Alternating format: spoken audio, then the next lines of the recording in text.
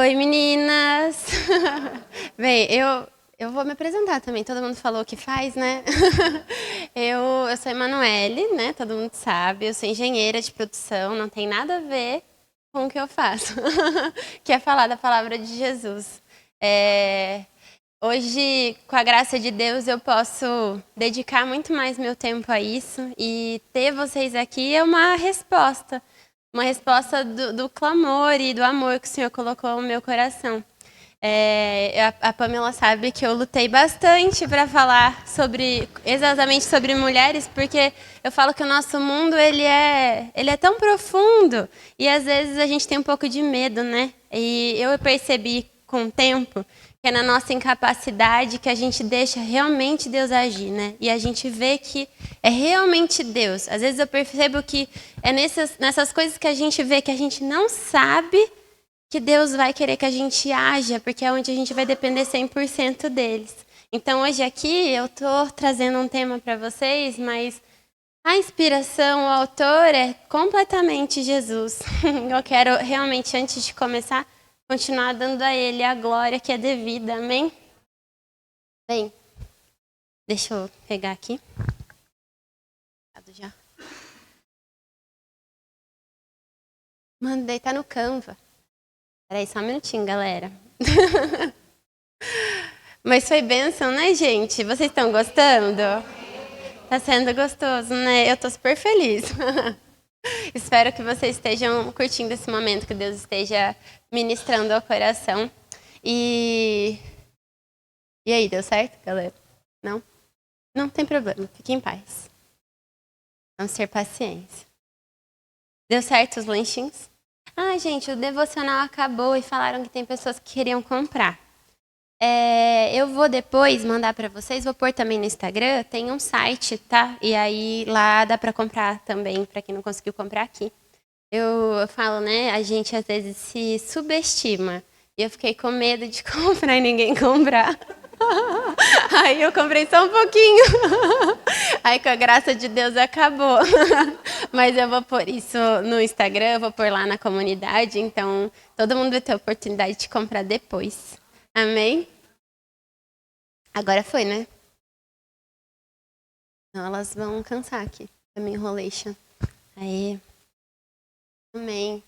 Lá, então hoje a gente vai conversar um pouco sobre a restauração da nossa identidade, né? Restaurando a nossa identidade com o Senhor. Quando a gente fala sobre identidade, tem dois caminhos que normalmente as pessoas nos conduzem.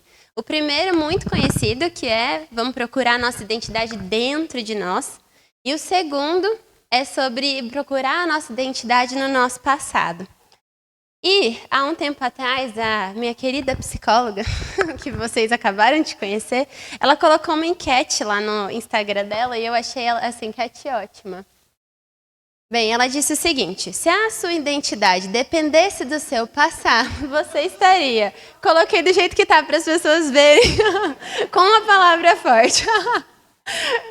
O Rê falou a mesma coisa. Você vai pôr essa palavra? Eu falei assim, vou pôr para expor a Pamela. Brincadeira.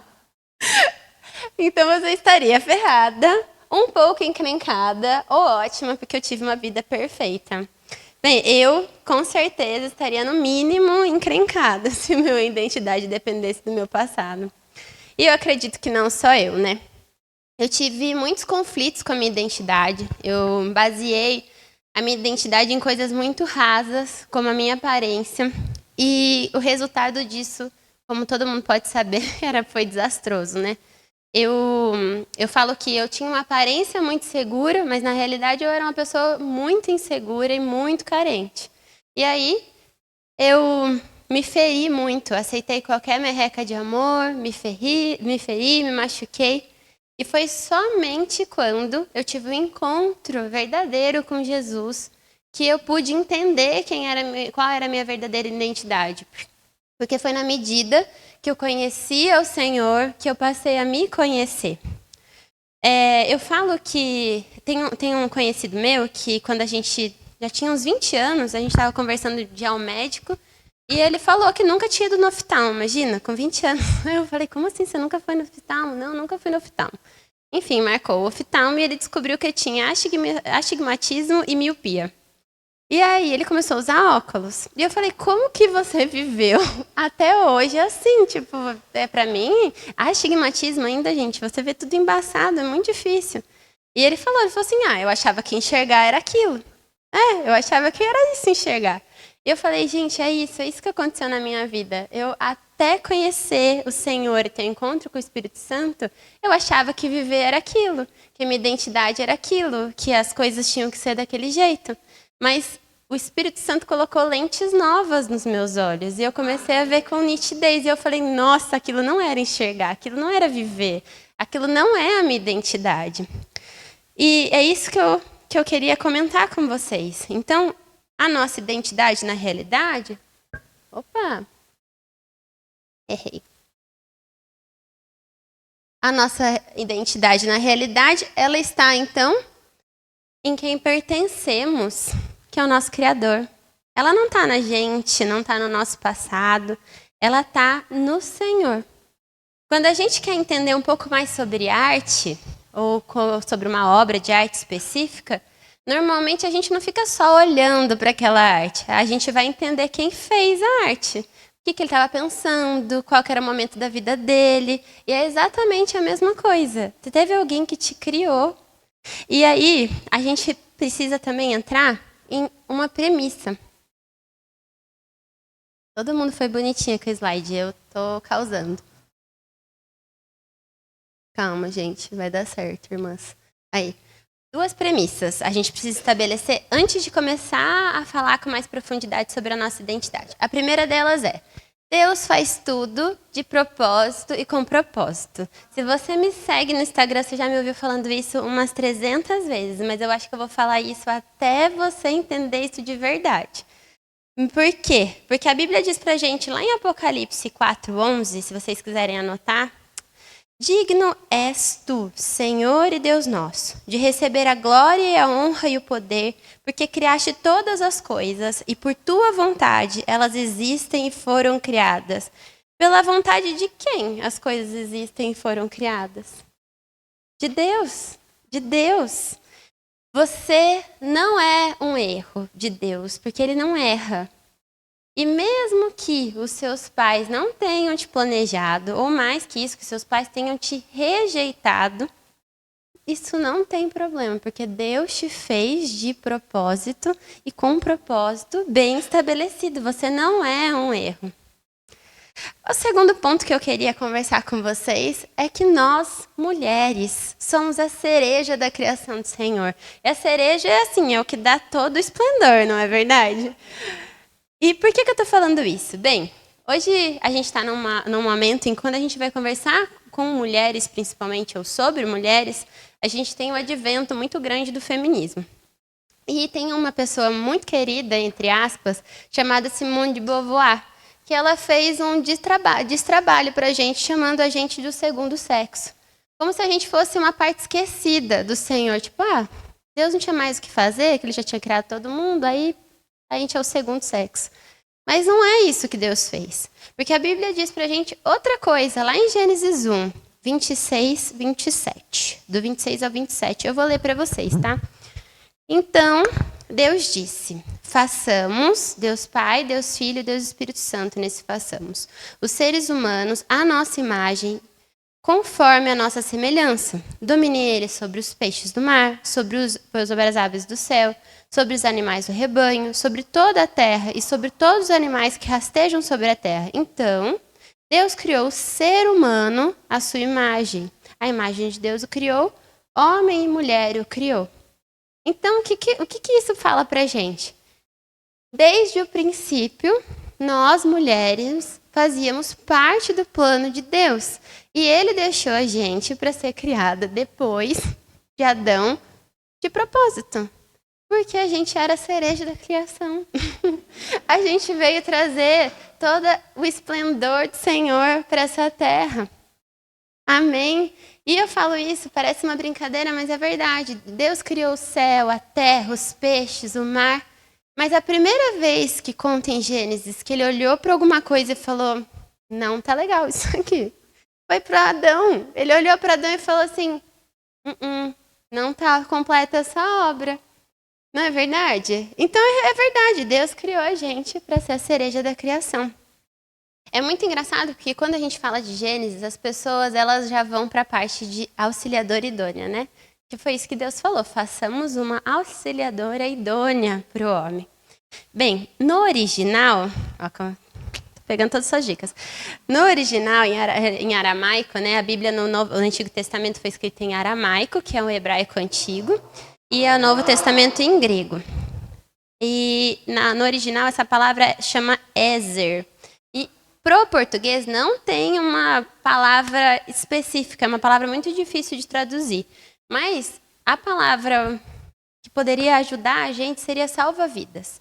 Então nós mulheres, nós somos chamadas pelo Senhor para sermos a salva-vidas, o socorro, o porto seguro dentro da nossa casa para o nosso marido.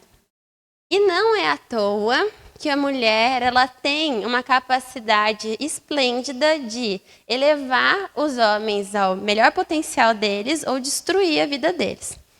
Isso não é mentira, porque com certeza ao seu redor você conhece histórias de homens que tiveram a vida deles totalmente destruídas, né, que perderam suas vidas, perderam até seus bens por causa de mulheres tolas. E você provavelmente também conhece histórias de homens bem-sucedidos que atribuem o seu sucesso à sua esposa. Amém? Que a gente não seja mulheres tolas, pelo amor de Deus. E aí, a gente...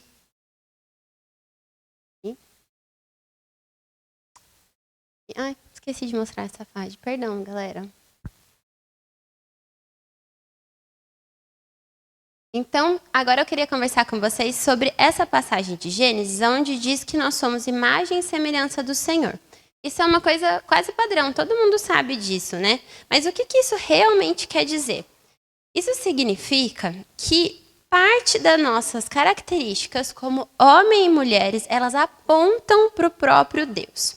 Então, por exemplo, os meninos, quando são pequenos, eles querem uma batalha para pelejar. Os meninos, eles querem brincar de super-heróis, eles querem brigar. O meu irmão, ele sempre brincava de luta, e aí as coisas eram lava, e ele tinha que pular nas coisas e salvar alguém. Então, isso é uma característica dos homens que aponta para uma característica de Deus. A gente sabe muito bem que a Bíblia diz que Deus é o Deus dos exércitos. Amém? Agora, nós mulheres, por exemplo, somos o oposto disso. A gente, quando é criança, a gente quer ser princesa. A gente quer ser contemplada, a gente quer ser conquistada. E isso também aponta para uma característica de Deus, porque o nosso Deus, ele anseia por ser conhecido por nós. A Bíblia diz, né? Me buscarão e me acharão quando me buscarem. Deus quer que a gente busque por ele. Então, nós dois, homens e mulheres, temos características que apontam para características de Deus. Somando-se a isso, existe uma coisa que C.S. Lewis chamava de lei moral. O que é isso? É uma capacidade intrínseca em nós, tanto homens quanto mulheres, em toda a humanidade, que mesmo quando a gente ainda não foi apresentada à civilização, ou quando a gente é muito pequeno, a gente já consegue discernir o que é certo e errado.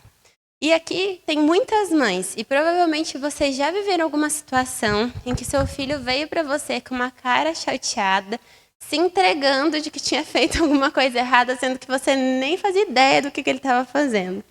Outro dia, eu tenho uma blogueira só que eu sigo, ela chama Renata Mais. E ela postou um vídeo, ela estava trabalhando no escritório dela, e aí na hora que ela saiu, a filha dela chama Jolie, ela tem 4 anos. A Jolie estava no cantinho do castigo. Ela perguntou pro marido, ele falou assim, filho, você pôs ela no cantinho? Não, não pus. Daí ela falou, Jolie, por que você está sentada aí? Falou assim, mãe, eu estava brincando com meu irmão, ele me irritou, dei um tapa nele, vim aqui, sentei no cantinho do castigo. E ela falou, tipo, eu não expliquei isso para ela. Eu não falei nem para ela que era errado, ela nunca tinha batido no irmão dela. Então, dentro de nós tem uma característica desse Deus, que é bom, justo e verdadeiro. Que é a capacidade de entender o que é certo e errado, mesmo quando a gente ainda não tem nem discernimento do que você está realmente fazendo. Amém? Um outro ponto importante para a gente hoje é estabelecer, então, o que não é ser mulher. Por quê? Porque está tudo muito confuso e às vezes a gente tem essa dificuldade hoje em dia. Bem, Então eu vou ler duas frases para vocês aqui. Uma está em um livro muito bom, que eu super recomendo, que chama Em Busca da Alma Feminina. E ele fala o seguinte: a jornada para descobrir a que Deus se referiu ao criar a mulher à sua imagem e semelhança, ao criar você como mulher, começa em seu coração.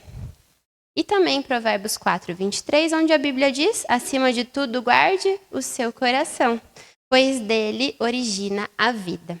Bem, a gente sabe também que a Bíblia nos diz que o nosso coração é enganoso. Mas, então, o que esses autores, né, tanto do livro quanto do versículo, estavam pensando quando eles falaram isso? Eles não estavam falando sobre os nossos achismos, eles estavam falando sobre a nossa essência. A gente vive numa época em que é muito mais difícil a gente conversar sobre ser mulher, porque as pessoas elas não querem mais definir isso por medo do cancelamento. Mas a realidade é que a gente escuta duas coisas. Quem quiser pode ser mulher, ou a mulher pode ser o que quiser. E vamos analisar esses dois pontos, se eles fazem sentido? Bem, biologicamente falando, mesmo que eu me encha de testosterona, eu tire meu peito e aí eu faça um testículo falso, eu vou continuar sendo mulher, porque as minhas proporções ósseas, até a minha arcada dentária, a Gita aqui ela pode me corrigir, e as proteínas dos meus dentes, elas dizem que eu sou mulher e eu não sou homem. Então, biologicamente falando, não tem como essas duas coisas se confundirem. Ou somos mulheres ou somos homens e ponto final. O segundo ponto, aí a gente já consegue conversar um pouco mais. Eu, como mulher, eu consigo ser o que eu quiser? Profissionalmente, sim. Eu garanto que aqui, eu sou engenheira, a Gabi eu sei que é psicóloga também, a minha mãe é professora, tem outras funções, outras mulheres aqui com profissões completamente diferentes. Então, sim, eu posso me vestir como eu quiser? Posso. A gente, graças a Deus, está num país que nos dá essa liberdade. Podemos nos vestir como quisermos. Mas existe um ponto muito importante e, por mais que essa pessoa que eu vou citar seja ateia, ele teve muita sabedoria ao entender isso. Então, no livro O Privilégio de Ser Mulher, a autora cita Nietzsche, e Nietzsche teve uma percepção muito clara sobre a nossa sociedade hoje. Então, Nietzsche disse o seguinte: Nietzsche teve uma nítida percepção de que a emancipação das mulheres era um sintoma de que os seus instintos femininos estavam enfraquecendo. Ele afirma que essa emancipação, na verdade, corresponde à masculinização da mulher. Eu trabalhei em São Paulo, eu fiquei 11 anos em São Paulo. Me formei, trabalhei lá, e eu trabalhei em 3 multinacionais, né, na GM, na March e na Novo Honor. E eu convivi com grandes executivas, diretoras, vice-presidente, mulheres assim, realmente muito poderosas. E eu observei lá 4 características em todas elas. A primeira é que todas elas eram pequenos machões. Mulheres bem machonas, assim, vestidas de mulheres muitas vezes, mas com comportamentos muito masculinos. A segunda delas era muito nítida. Todas estavam cansadas e sobrecarregadas, porque elas estavam tentando ser as duas coisas dentro da casa dela, homem e mulher. E a terceira é que nenhuma delas tinha tempo ou paciência para os filhos dela. Inclusive, uma delas falava: que horror, tá chegando no final de semana, babá não vai, eu vou ter que ficar com meus filhos. Isso era bem comum. E por último, e para mim é o mais triste, todas elas se separaram. Das pessoas que eu convivi, tá, gente? Não, a gente generaliza, das executivas que eu trabalhei, todas se separaram. E aí eu lembro de comentar com um amigo meu, porque ele veio falar: não, você é mulher, tem grandes exemplos aqui de grandes executivos alcançaram grandes cargos. E eu olhei para ele e falei: olha, para mim, eu nem conhecia Jesus nessa época, tá, gente? Foi uma percepção, porque aquilo realmente me gerou incômodo. Eu falei: para mim elas são um exemplo do que eu não quero ser. Exatamente aquilo que eu não quero para minha vida. E eu garanto para vocês que elas têm salários que eu provavelmente não sei se eu vou ter. Né? Elas tinham um carro de luxo, a empresa pagava tudo, os filhos delas escutavam escolas que era 12, 15 mil reais a mensalidade. Então, assim, uma realidade financeira muito distante, mas elas não tinham algo que é essencial para a gente como mulher. Mulher, ser feminina. E olhando para tudo isso, o que eu percebo? Isso, gente, não é um achismo, tá? Quando eu falo sobre feminismo, eu me declarava feminista, eu estudava o feminismo e eu não falo isso de boca para fora. Eu falo isso por ter estudado. E eu percebo que ao tentar mostrar essa superioridade feminina, né, que diz que não é para mostrar essa superioridade, mas é sim, as feministas, elas exaltam as características dos homens como se essas características fossem melhores do que as nossas. Mas a realidade é que não adianta. A melhor coisa que pode acontecer nesse mundo e a nossa maior fortaleza, a gente quer exaltar a gente como mulher, é que a gente seja o que a gente nasceu para ser, mulher. Amém. E aí a gente vai entrar, então, o que a gente não é, gente? A gente não é homem, tá? E se não deu para ver, aquilo lá era um cravo. Amém. Então vamos conversar um pouquinho sobre 3 pilares da nossa identidade em Deus. Quer dizer, da nossa identidade como mulheres, que apontam para características de Deus. A primeira delas é a beleza, depois o romance e depois sermos únicas. Aqui na igreja a gente tem um curso maravilhoso, fala também sobre isso, recomendo. Então, falando um pouco sobre beleza, quando eu era criança, a minha brincadeira favorita era vestir as saias da minha avó e os sapatos da minha mãe. Gente, eu colocava as saias da minha avó, e a minha avó tá aqui, ela vai lembrar. Gente, eu me achava. Eu ia de um lado pro outro na casa da minha avó, fazia desfiles, eu acho que eu ficava horas. Aí, às vezes, minha avó deixava passar o batom vermelho dela, então aí que eu me achava, assim, a rainha da cocada preta. E eu ficava lá o tempão. E, quando eu cresci, os momentos em que eu senti, assim, realizada nesse sentido, tipo, vendo aqueles sonhos de criança rodando a saia, se tornarem realidade, foi na minha formatura e no meu casamento. Parecia que eu me olhei no espelho e falei, nossa, agora eu tô rodando a minha própria saia. E eu acredito que muitas de vocês tenham histórias semelhantes, né? Dessas brincadeiras de quando a gente era mulher, quando a gente era criança. E isso aponta por uma característica do nosso próprio Deus. Deus colocou beleza em nós, mulheres. E o nosso Deus, ele também gosta de ser exaltado na sua beleza, na beleza da sua criação. A Bíblia diz o seguinte pra gente, em Salmos 29, 2. Tributai ao Senhor a glória devida ao seu nome. Adorai o Senhor na beleza da santidade. Em Isaías 4:2 diz, naquele dia o renovo do Senhor será de beleza e de glória, e o fruto da terra, orgulho e adorno para os de Israel que forem salvos. Da mesma maneira que nós, mulheres, queremos ser elogiadas, Deus deseja ser adorado. Ele deseja ser adorado. Infelizmente, quando a gente fala de beleza, a gente tem uma imagem distorcida. Então, eu falo de beleza e as pessoas pensam, nossa, ela está falando que eu preciso colocar um salto alto, me arrumar, fazer maquiagem. E isso é beleza. Mas não necessariamente isso tem a ver com beleza. Porque não é exatamente isso que Deus está falando na sua palavra. Inclusive, a Bíblia diz para a gente que Jesus, ele é a expressão exata da beleza de Deus. Então, ele diz outra coisa também na Escritura. Lá em Isaías 53:2, a Bíblia diz o seguinte sobre Jesus. Isaías está no Antigo Testamento, tá, gente? Ele não tinha nenhuma beleza ou majestade que nos atraísse. Nada havia em sua aparência para que o desejássemos. Então, como que Jesus expressa a beleza? A expressão exata da beleza de Deus se ele não tinha nada que atraísse na gente, aparentemente. Gente, eu falo rápido. Vocês estão entendendo? Amém. Porque, vamos lá, então, como que Jesus expressa a beleza? Sendo que não há nada de atraente nele, fisicamente falando. Ele expressa a beleza na sua glória, na sua bondade e na sua santidade. Quando Deus fala de beleza, ele fala de algo muito mais profundo do que a nossa aparência física. Ele fala de uma característica do próprio Deus.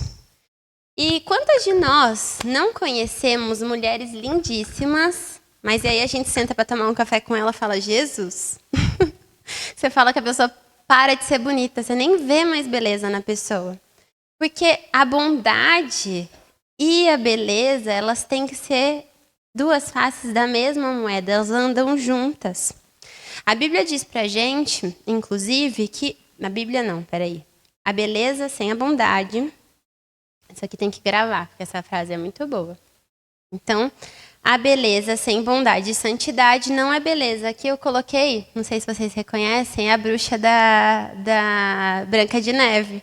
Ela era linda, e sinceramente, olhando o filme que eu assisti esses dias, eu acho ela mais bonita fisicamente do que a própria Branca de Neve. Só que a Branca de Neve, ela era doce, delicada, amorosa, boa.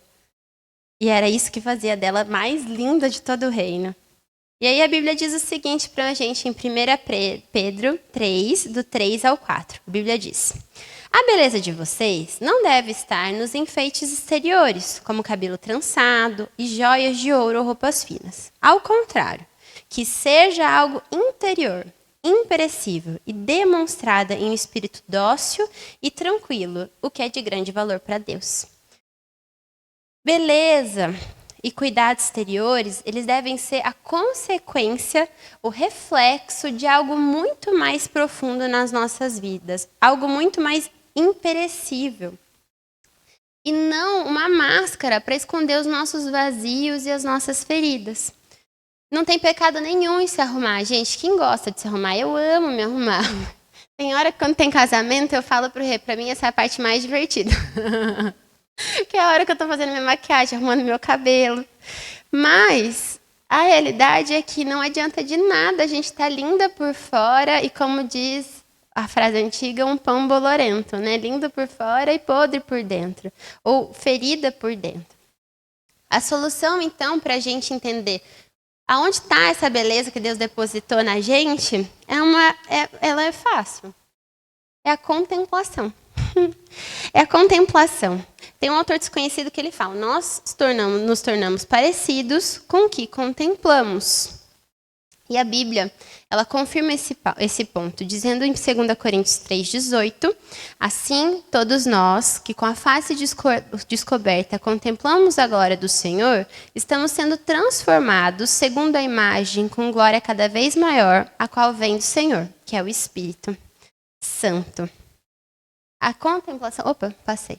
Desculpa. A contemplação é esse ato da gente se concentrar por bastante tempo em alguém. E nesse caso, a gente precisa se concentrar em Jesus. Ah, eu aceito, gente. Porque tá bem no meu olho mesmo. Peraí que eu puxo. Deus, obrigada, gente. Nossa, ficou bem melhor. Obrigada. Vocês não estavam me enxergando? Eu também não estava enxergando ninguém desse lado. Então vamos voltar, que eu já perdi meu raciocínio. Então, contemplação é esse ato da gente se concentrar por bastante tempo, concentrar bastante tempo a nossa atenção em alguma coisa. E a solução, então, para a gente restaurar a nossa beleza é contemplar o Senhor. É ter tempo com Deus. É ter tempo até mesmo com a criação de Deus. A Bíblia diz pra gente que é pra gente olhar os pássaros, né?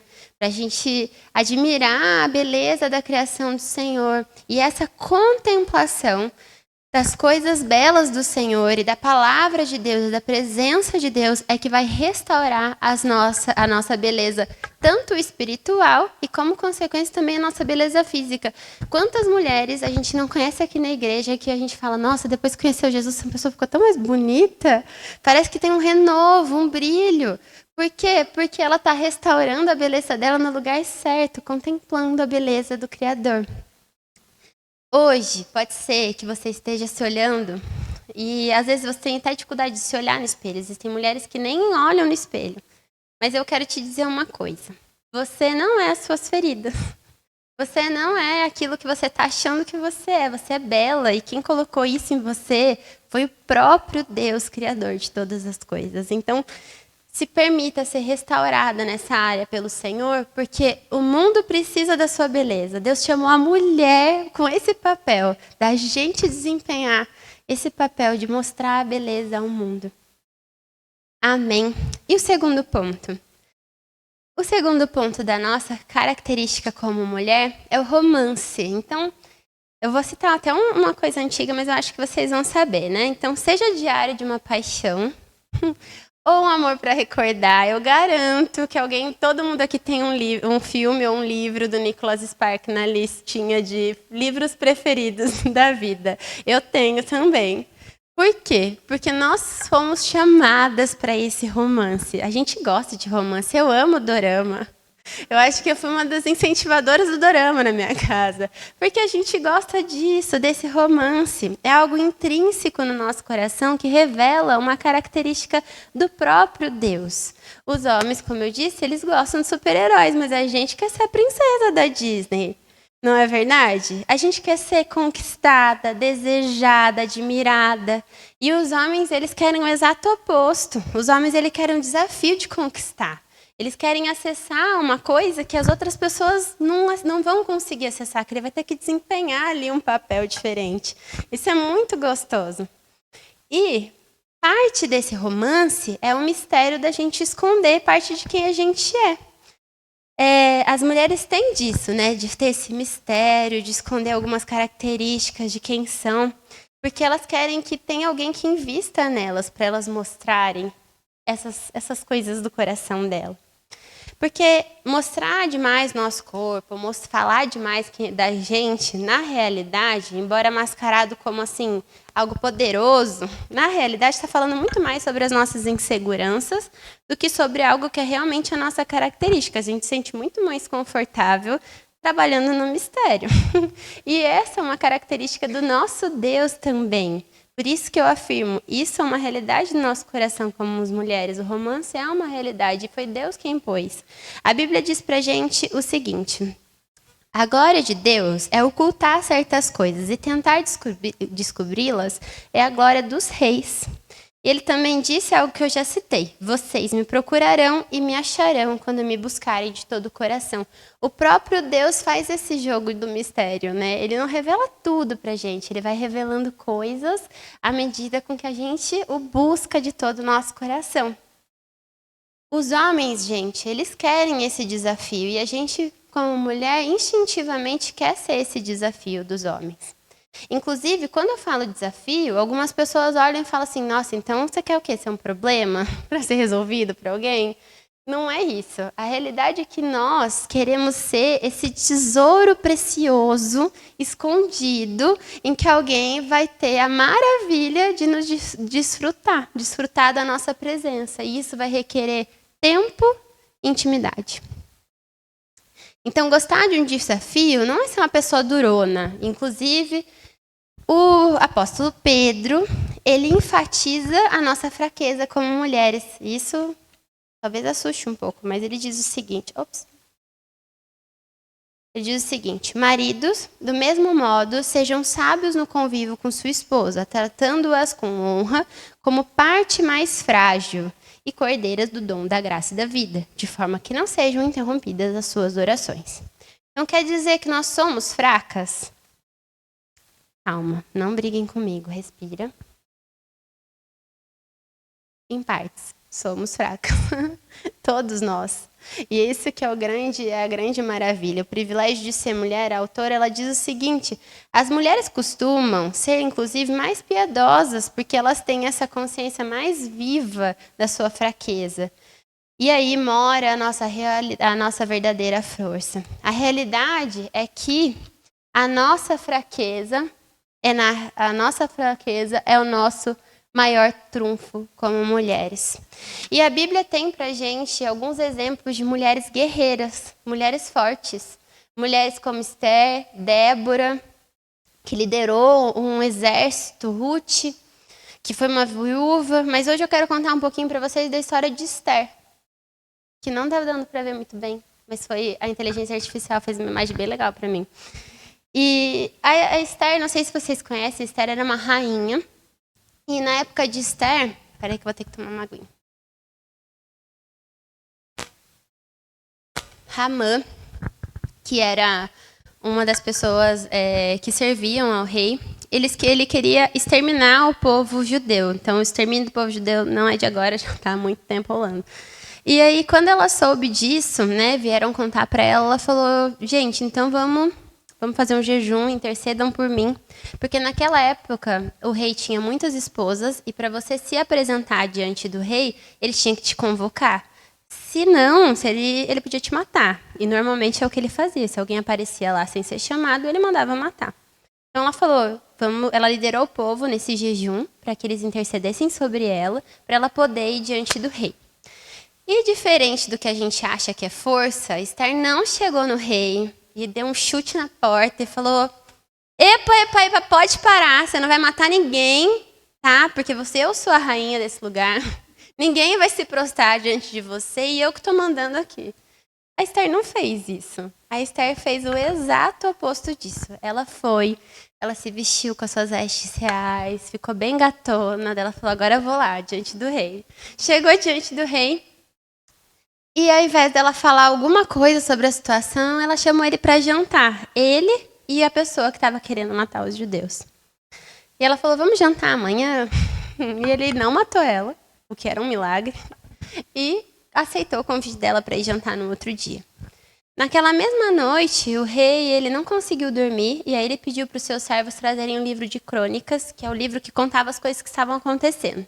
E ele descobriu que um dos judeus ao qual Ramã queria matar, ele tinha denunciado 2 espiões que queriam matar o rei. E ele não tinha sido honrado por essa ação. Então ele chama Ramã no outro dia de manhã e fala, preste todas as honrarias a Mardoqueu, porque ele fez um ato glorioso. Imagina, você estava tramando para matar alguém, e aí o rei te chama para honrar aquela pessoa. Bem, como se não bastasse, Ramã continuava querendo matar o povo judeu. E ele foi todo feliz para o jantar com a rainha, achando que ele era uma pessoa muito legal e importante. Quando ele chega no jantar, a Esther preparou todo um jantar maravilhoso, todo mundo comeu, se fartou, e no final o rei pergunta o que ela queria. Qual que era o desejo, né, do coração dela, por que ela estava fazendo aquele jantar. E aí ela conta tudo o que estava acontecendo e Ramã acaba sendo morto nas medidas que ele tinha planejado de matar o povo. O que eu quero falar para vocês é, Esther usou de toda a sua feminilidade como uma força para depender de Deus e para conquistar o coração do rei e salvar o seu povo. Quando a gente fala que a nossa fraqueza é a nossa maior força, é porque ela nos faz depender daquele que todos nós, homens e mulheres, deveríamos depender desde o começo, de Deus. Ele resolve todas as coisas. E isso faz com que a gente seja muito mais sábia para lidar com as situações. Talvez eu, que sou às vezes mais explosiva, talvez eu não teria toda essa paciência de Esther. E morrendo de medo de morrer, morrendo de medo dele matar as pessoas, chamar para o jantar, se arrumar, já não sei se conseguiria. Mas vocês viram como ela foi sábia? Ela usou da feminilidade, da sabedoria dela para conquistar o coração do rei e resolver toda a situação. Ela salvou não só a pele dela, ela salvou todo o povo judeu. E esse desafio, esse delicioso desafio do romance faz parte de quem somos. E esse tesouro precioso, né, que a gente esconde e a gente mostra para quem batalhou para conquistar, faz parte da nossa característica que aponta para o nosso Deus. Nosso Deus esconde mistérios do seu coração, que Ele também quer que a gente desfrute, que a gente batalhe, que a gente vá atrás dele para Ele mostrar. E que a gente possa expressar essa característica nas nossas vidas, não permitindo com que a gente se exponha demais e não seja desafio para ninguém. Porque é importante que muito custe o que muito vale. E a gente vale muito. Amém? E agora a gente vai conversar um pouco sobre sermos única. Bem, agora já faz 10 meses que eu estou casada, faz 3 anos que a gente está junto, mas vira e mexe. Eu viro pro rei e falo, você me ama? Ele está de prova, está aqui olhando. Aí como se não bastasse, porque com a glória de Deus ele fala que sim, né? Aí eu viro para ele e falo assim, mas por que você me ama? Às vezes ele não está a fim de me responder, mas eu garanto que eu não sou a única mulher que faz isso. Eu espero que não. Por que disso, gente? Porque isso também fala sobre uma característica de nós mulheres, a característica de queremos nos sentir única. A gente quer ser única, a gente quer ser insubstituível na vida das pessoas. E isso também aponta para o nosso Deus. A Bíblia nos diz em Mateus 22, 37 ao 38. Vocês conseguem me acompanhar aqui. Jesus respondeu: ame ao Senhor, o seu Deus, com todo o seu coração, com toda a sua alma e com todo o seu entendimento. Esse é o primeiro e maior mandamento. Nós servimos a um Deus exclusivista. Ele também quer ser o único na sua vida. Jesus não aceita dividir o trono do seu coração, mesmo que seja com pessoas maravilhosas, como seu filho, seu marido, ou a própria Madre Teresa de Calcutá. Ele não quer dividir o trono, ele quer ser o único no trono do seu coração. Ele quer todo o seu coração, e não parte do seu coração. E essa é uma característica de Deus que não é revelada através dos homens, é revelada através da gente. Por quê? Porque nós, mulheres, precisamos nos sentir amadas. E o homem tem uma outra necessidade diferente da nossa. Bem, a Bíblia diz pra gente, lá em Efésios 5:33, o seguinte: portanto, cada um de vocês ame a sua esposa como a si mesmo, e a esposa trate o marido com todo respeito. Então, enquanto nós, mulheres, precisamos nos sentir amadas, os homens precisam se sentir respeitados. E é engraçado quando a gente ouve isso a primeira vez, eu falei assim, nossa, como assim? Até porque eu olho tudo na ótica de mulher, né? Eu acho que a gente tem que se sentir amada. Mas eu vou exemplificar. Então, por exemplo, o que adianta para o homem? Não adianta nada. A gente chegar no Dia dos Namorados, a gente enche eles de presentes, de cartinhas românticas, chocolate, faz o dia maravilhoso, mas aí no outro dia ele senta com a gente para conversar sobre as finanças, e aí ele fala assim, olha, esse mês a gente não pode gastar, porque eu preciso honrar tal conta, tá bom? Ai, tá bom, amor, fique em paz. Aí ele sai, você desce no centro e compra uma bolsa. Ele se sente desrespeitado, aquilo acaba com a masculinidade do homem. No mesmo passo que nós, mulheres, pra gente, não adianta de nada a gente sentar com o nosso marido e ele ouvir as nossas escolhas, a nossa opinião com relação a uma decisão que precisa ser tomada dentro de casa, ou uma decisão dele no trabalho. Aí chega no Dia dos Namorados, e o querido não se presta a escrever um papel, eu te amo, feliz Dia dos Namorados. Você fala, gente, o que adianta me escutar? Ele não falou nem que me ama no Dia dos Namorados. Porque a gente tem essa necessidade de ser amada, e pra gente essa ação dele soa como desamor. Isso afeta a nossa singularidade como mulheres. A gente não se sente menos mulher, diferente dos homens que se sentem menos homens quando a gente desrespeita eles, a gente não se sente menos mulher, a gente se sente menos única, a gente se sente comum. E isso fala disso que a gente está comentando. Então, o homem precisa ser respeitado, é a necessidade dele, nós precisamos nos sentir amadas. Mas a gente não pode ser ingênua de esquecer que nós vivemos num mundo caído. E, infelizmente, esse papel tinha que ser desempenhado na nossa vida pelos nossos maridos, mas não é, porque assim como nós somos pecadoras, eles também são. E muitas vezes eles não conseguem suprir, não só os nossos maridos, mas nossos próprios pais, não conseguem suprir essa necessidade do amor nas nossas vidas. Então, o que a gente tem que fazer nesses casos? Número 1. Entender que Jesus satisfaz de maneira perfeita todas as nossas necessidades. Cada uma das nossas necessidades. Em segundo lugar, faça a sua parte. No caso das mulheres que são casadas, respeite o seu marido e seja um exemplo de Jesus dentro da sua casa. Quando a gente é solteira, entender a suficiência de Jesus nas nossas vidas, ter essa confiança e essa completude em Jesus nos impede de cair em armadilhas de relacionamentos fadados ao fracasso. Porque você já está completa. Então, assim, para alguém vir para a sua vida é para somar, não é para destruir sua vida. Você não vai aceitar qualquer coisa. E no caso das que são casadas com homens bons que às vezes não conhecem Jesus e não estão respeitando esses princípios, tá? Tem alguns outros casos de traições consecutivas, de agressão física, que a gente vai desconsiderar essa minha fala, tá? Mas pensando em homens bons que só não conhecem ainda o Senhor. Nesses casos, é Jesus, entendendo que Ele nos completa, que a gente consegue ser sustentada e ter as melhores estratégias para restaurar a nossa família e o nosso casamento. Amém? E é por isso que eu quero pedir até para que vocês declarem comigo uma passagem muito importante da Bíblia. Inclusive, se vocês puderem, anotem essa passagem para vocês lerem todos os dias, para vocês não se esquecerem. Vocês podem ler comigo? Eu vou começar aqui. Vamos tentar ler juntas? Tu criastes o íntimo do meu ser e me teceste no ventre da minha mãe.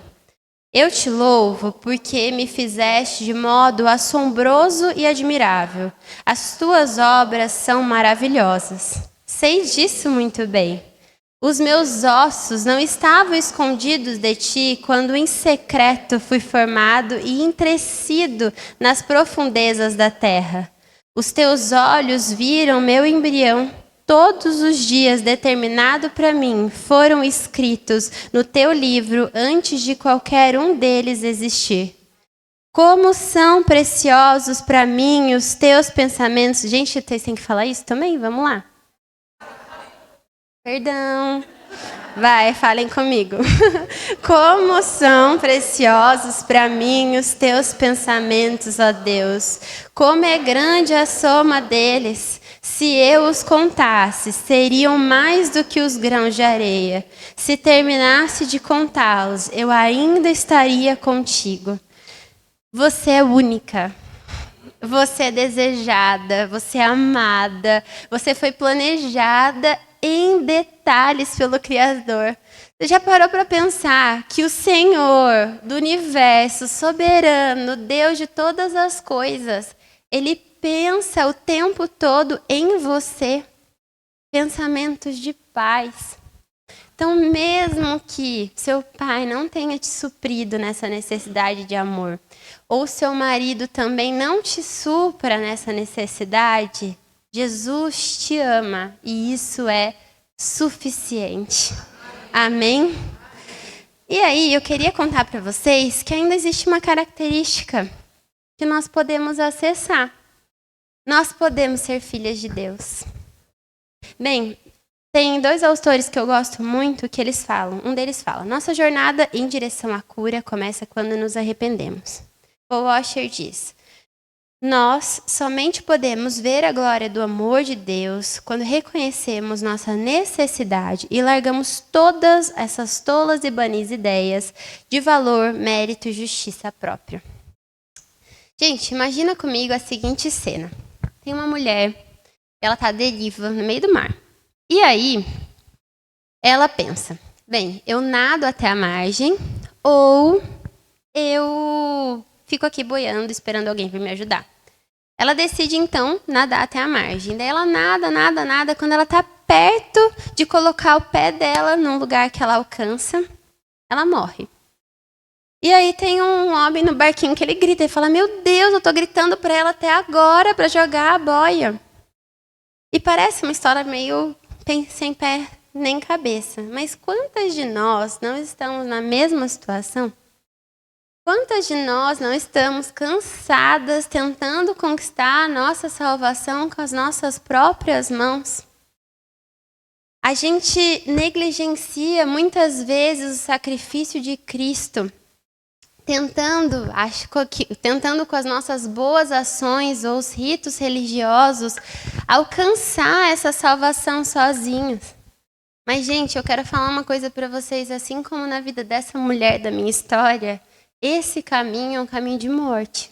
Você só vai se cansar, mas não vai conseguir chegar lá. Porque não tem nada, absolutamente nada, que a gente consiga fazer de tão bom que cubra os nossos pecados e nos permita ser salvos. No Antigo Testamento, a Bíblia conta pra gente que as pessoas precisavam oferecer holocaustos em favor dos seus pecados. E eles escolhiam o cordeiro mais perfeito que eles conseguiam e sacrificavam aquele cordeiro em favor dos seus pecados. Mas isso não conseguia ser feito apenas uma vez, tinha que ser feito vez após vez. E Jesus, ele veio ao mundo. Deus enviou Jesus ao mundo. E Jesus, ele é 100% homem, 100% Deus, e ele veio com um propósito. Ele veio para ser o Cordeiro perfeito, que tira o pecado do mundo. Deus veio para ser esse Cordeiro perfeito para os seus eleitos. Ele morreu numa cruz, ele resgatou as chaves da morte, ressuscitou ao terceiro dia, ele está no trono do Senhor, né, sentado à direita de Deus, e enviou para a gente o Consolador, o Espírito Santo, para habitar em nossos corações. E agora, a partir de Jesus, a gente não precisa mais oferecer holocausto. E as nossas ações boas, os nossos ritos religiosos, eles são apenas consequência. E uma consequência graciosa, são leves, por causa dessa salvação, originada do nosso arrependimento e da nossa entrega nas mãos do Senhor. Nós podemos ser filhas. Nós podemos ser filhas de Deus. A Bíblia nos diz o seguinte. Perdão, gente, pulei esse. Nos diz o seguinte. Contudo, aos que receberam, aos que creram em seu nome, deu-lhes o direito e deu-lhes a autoridade de se tornarem filhos de Deus, os quais não nasceram do sangue, nem pela vontade da carne, nem pela vontade de nenhum homem, mas nasceram de Deus. Hoje eu quero convidar vocês a colocar aos pés da cruz os seus pecados. Porque Jesus, ele está com os braços abertos, esperando por esse momento. Um momento em que você entregar as suas vidas nas mãos dele, entregar os seus fardos, o seu cansaço. Jesus não fez a gente para a gente ter essa vida. A Bíblia diz para a gente que Deus tem preparado para nós uma vida em abundância. Mas para isso ele quer que você se entregue por completo nas mãos dele. Entenda essa graça imerecida do Senhor. A sua identidade, então, ela não pode ser encontrada olhando para dentro de você, mas olhando para aquele que te criou. Eu quero que vocês saiam daqui entendendo coisas importantes sobre quem vocês são, né? Sobre quem eu acho, gente, é sobre quem vocês são. Vocês são a imagem e semelhança do Deus vivo. Você é bela, porque foi Deus que depositou isso em você. Você tem mistérios no seu coração que devem ser revelados àqueles que se empenham em conquistar. Você é única e amada, e você tem a possibilidade de ser filha do Deus Altíssimo. Amém?